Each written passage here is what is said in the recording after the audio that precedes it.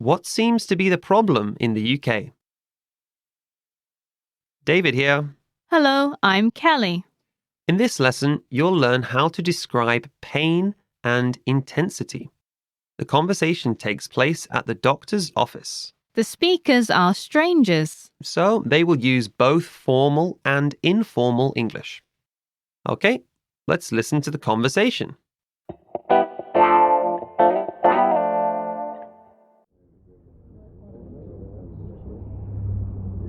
Hello, Katrina. What's the problem today? I was playing squash and I fell over. I hurt my wrist and it's been painful for the last couple of days. Does it hurt when I press here? A little. How about here? Ouch! That hurts a lot. It's just a sprain, so be careful. No more squash for a while. Okay, doctor. Thank you.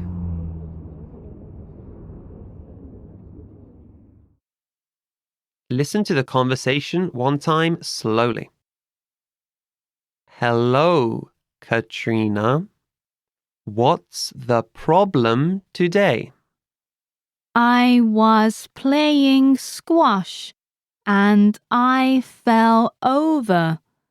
I hurt my wrist and it's been painful for the last couple of days. Does it hurt when I press here? A little. How about here? Ouch! That hurts a lot. It's just a sprain, so be careful. No more squash for a while. Okay, doctor. Thank you.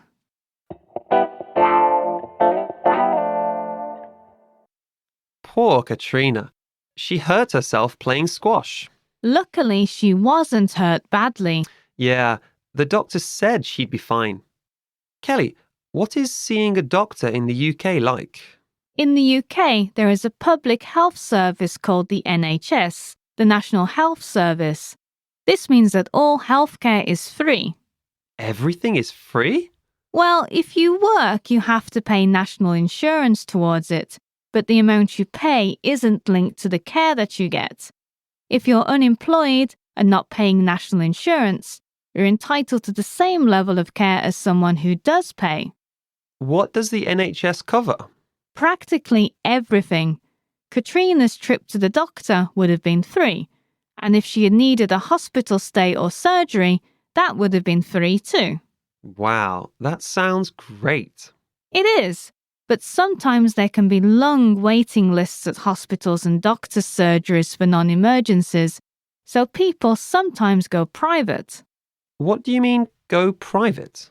They pay for private healthcare in order to be seen quicker. Some private hospitals are nicer than NHS ones too. Okay, now let's take a look at the vocabulary from this lesson. The first word is Problem. an obstacle, a source of distress, a negative issue. Problem. Problem. Next, we have To fall. to suddenly drop to a lower position, often involuntarily. To fall. To fall. Next, we have Over. above. Over. Over. Next, we have Painful. causing hurt. Painful. Painful. Next, we have Couple. two people or two things, a few. Couple. Couple. Next, we have Ouch. Ouch. Ouch. Next, we have Sprain. a strain or stretch of muscle joints that doesn't result in a broken bone.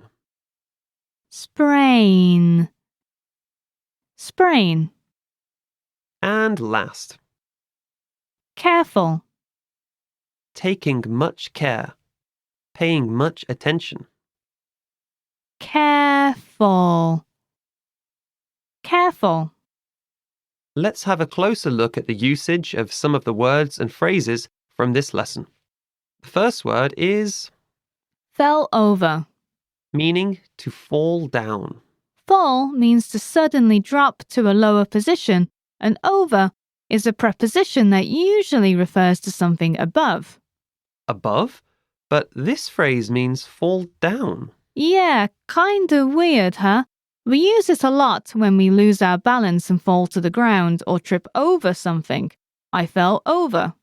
Can it be used for anything else? Yeah, it can be used for objects that go from an upright position to the floor. Can you give us an example using this word? Sure. For example, you can say, don't pile the dishes too high or they will fall over. Which means don't pile the dishes too high or they will fall to the ground. Okay, what's the next word? Ouch. Meaning exclamation said to express pain. I say this all of the time. Me too. It's one of those words that native speakers just say without thinking. We can use it whenever we feel pain, whether it's only a slight pain or something that is really painful. Yeah, like you said, we say it without thinking. So if you stub your toe or hit your elbow on a table, you're likely to say, ouch. That's right. We can also use it in a sarcastic way to sympathize in a bad situation. Oh, like if somebody talks about a large bill they've received. Yeah, it's mentally painful to pay large bills, right? Can you give us an example using this word? Sure. For example, you can say, ouch, I burnt my tongue on this hot coffee. Which means, I burnt my tongue on this hot coffee and it hurts. In this lesson, you'll learn how to describe pain and intensity. If we're going to describe pain correctly, we need to explain how the pain happened. That's right. A good tense to explain this is the past continuous tense. We use this tense to show that a longer action in the past was interrupted by a shorter one. Katrina uses this in the dialogue to describe her accident. Yes, she says, I was playing squash and I fell over. That's a perfect example of it. Playing squash is the longer action and falling over is the shorter action that stopped it. How do we make these sentences? First, we need a subject, then either was or were, followed by the present participle. Playing is the present participle of play. So, I was playing squash. Then the interrupting action is in the simple past. I fell over. Right. You can also use a specific time as the interruption. I was playing squash at 5 p.m. is an example of this. Can you give one more example? Sure. I was sleeping when the phone rang. You often see the word when used in between the two clauses. Also, when describing pain, we'll need to say how long it's been painful for. Katrina says in the dialogue that it has been painful for the last couple of days. The word couple is what we call a quantifier. It's a word that lets us count nouns. In this case, the noun is day. We can use numbers to count nouns too. Yeah, Katrina could have said 2 days, but words like a couple are often used. Sometimes we don't know the exact number, or it isn't important, but we do have to be careful because there are different types of nouns. Ah, yes. Countable and uncountable nouns. Can you tell us about those? Countable nouns are those that can easily be broken down into individual units.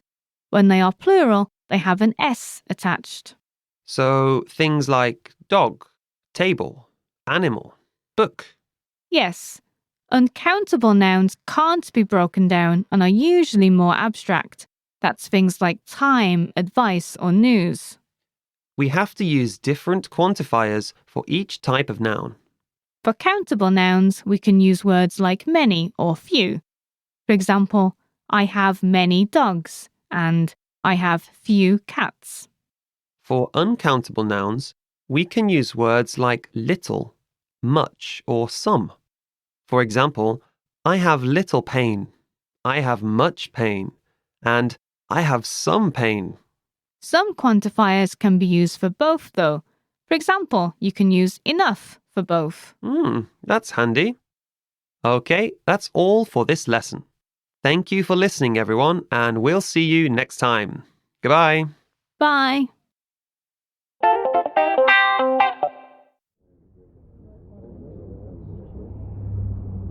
Hello, Katrina.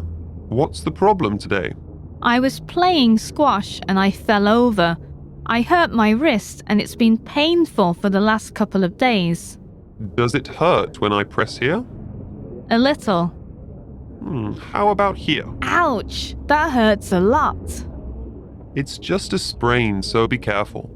No more squash for a while. Okay, doctor. Thank you.